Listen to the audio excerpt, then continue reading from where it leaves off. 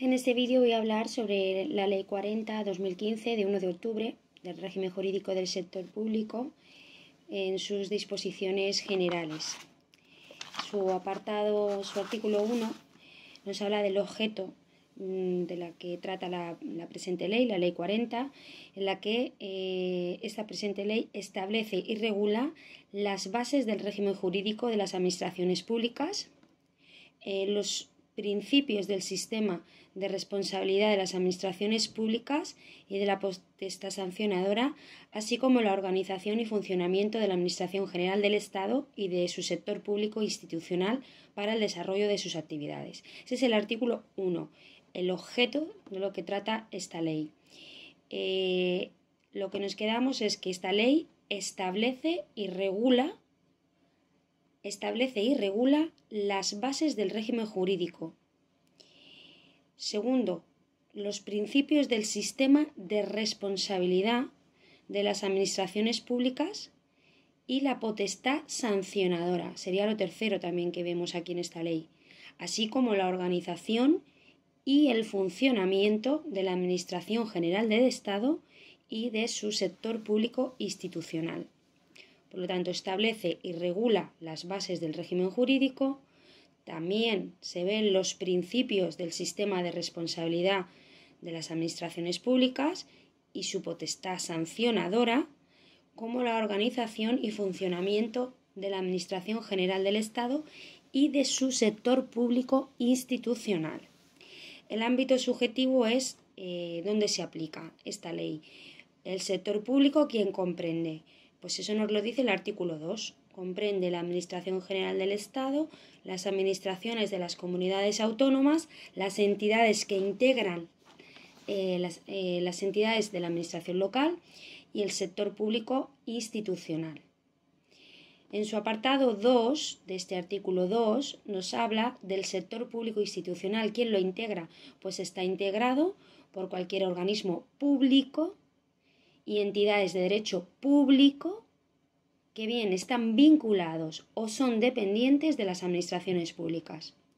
B. Las entidades de derecho privado vinculadas o dependientes de las administraciones públicas que quedarán sujetas a lo dispuesto en las normas de esta ley que específicamente se refieran a las mismas y en particular a los principios previstos en el artículo 3 y en todo caso cuando ejerzan potestades administrativas. El apartado C nos habla que también el sector público institucional son las universidades públicas, que se regirán por su normativa específica y, supletoriamente, por las previsiones de la presente ley. Entonces, para repasar, ¿qué es el sector público institucional? ¿Por qué se integra? Pues lo que nos tenemos que quedar grabado es que en el apartado A nos dice que cualquier organismo, pero que sea público, y cualquier entidad de derecho público que sea vinculada o dependiente de una administración pública. Público y que esté vinculado o dependiente de una administración pública. Eso es el primer apartado del sector público institucional. Luego, entidades de derecho privado, no nos dice aquí organismos, nos dice entidades de derecho privado que estén vinculadas o dependientes de las administraciones públicas, pero siempre y cuando quedan sujetas cuando la ley sea claro, detalle específicamente que se refieran a ellas y en particular a los principios previstos en el artículo 3 que ahora veremos. ¿Y cuándo en todo caso? Pues en todo caso cuando estas entidades de derecho privado ejerzan potestades administrativas. El apartado C nos dice que las universidades públicas también, pero se regirán por su normativa específica y, si no fuera el caso, como suplemento, por las previsiones de esta ley. El punto 3 de este artículo 2 nos habla de que tiene en consideración de administraciones públicas ¿quién? La Administración General del Estado, las administraciones de las comunidades autónomas y las entidades que integran la administración local, así como los organismos públicos y entidades de derecho público previstos en el apartado A que hemos visto, o sea, aquellos que sean organismos públicos y entidades de derecho público que estén vinculados o dependientes. Esos son administración pública. Sería el apartado, o sea, la Administración General del Estado, comunidades autónomas, entidades locales, y el apartado A del apartado, o sea, el apartado 2A de este mismo artículo. Luego, los principios generales. Principios generales es un apartado muy de examen porque las administraciones públicas sirven con objetividad los intereses generales. ¿Y cómo actúan? Pues actúan de acuerdo con los principios de eficacia, jerarquía, descentralización, desconcentración y coordinación, con sometimiento pleno a la Constitución, a la ley y al derecho. El artículo 103 de la Constitución también nos habla de cómo tiene que actuar la administración pública. Pues sirven ¿con qué? Con objetividad y a los intereses generales, y actúan también de acuerdo con los principios que se detallan aquí: eficacia, jerarquía, descentralización, desconcentración y coordinación, con sometimiento pleno a la Constitución, a la ley y al derecho.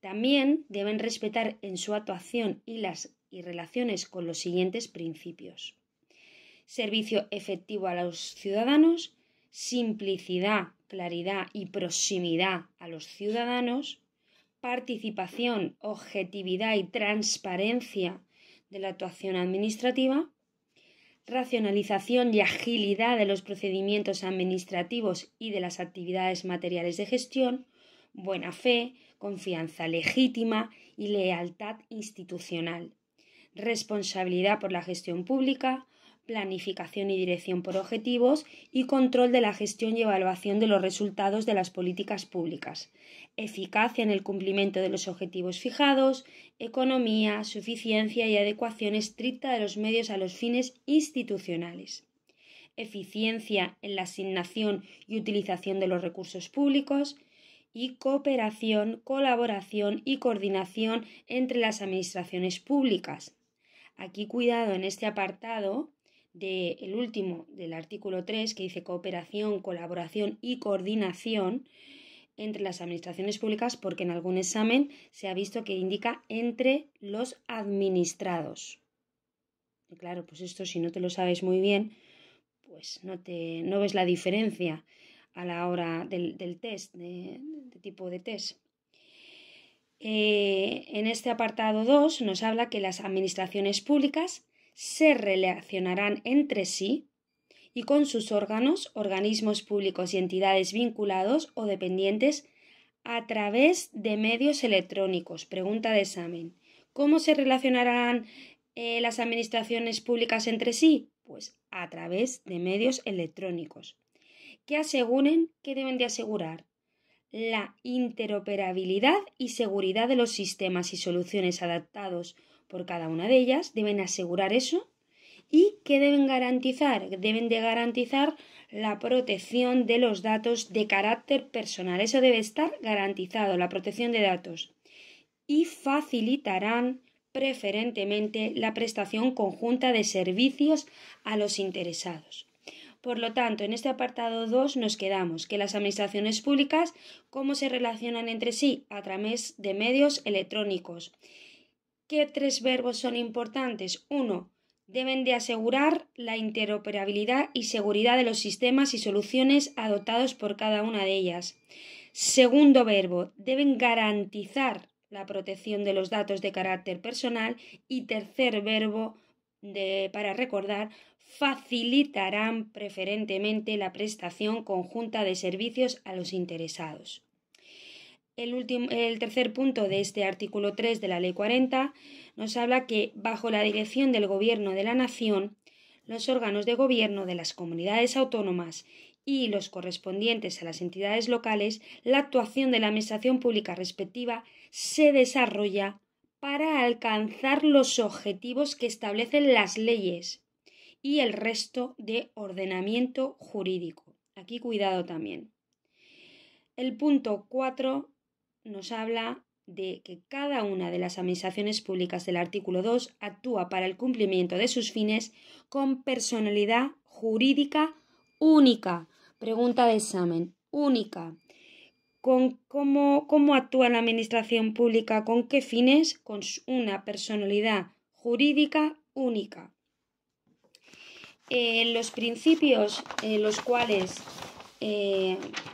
por desarrollar un poquito los principios de este artículo 3, los principios los cuales tienen que actuar en sus relaciones y en su actuación son los principios de eficacia y eficiencia. La eficacia, pues ¿en qué consiste? En la calidad de los servicios y la buena gestión económica. El principio de eficiencia, pues nos habla de la optimización del uso de los recursos materiales humanos para la mejora de la calidad de los servicios. En su principio de jerarquía, pues aquí el principio de jerarquía nos habla como los órganos de nivel superior deben de hacen primar su voluntad sobre los órganos inferiores. La prevalencia del órgano con grado superior sobre esos inferiores a través de, los inferiores deben de acatar con obediencia y respeto todas las órdenes por parte del órgano superior, so pena de responsabilidad disciplinaria. Y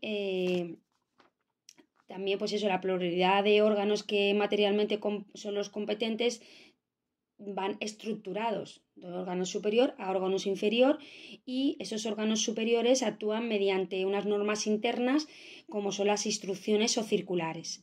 Luego la inspección, la vigilancia o control que deben de tener esos órganos superiores con los inferiores. También la posibilidad de anular esos actos de algunos actos a los órganos inferiores, pues como a través del recurso de alzada, que recordemos que el recurso de alzada pues es un recurso administrativo que se impone sobre el órgano superior del acto que ha sido dictado.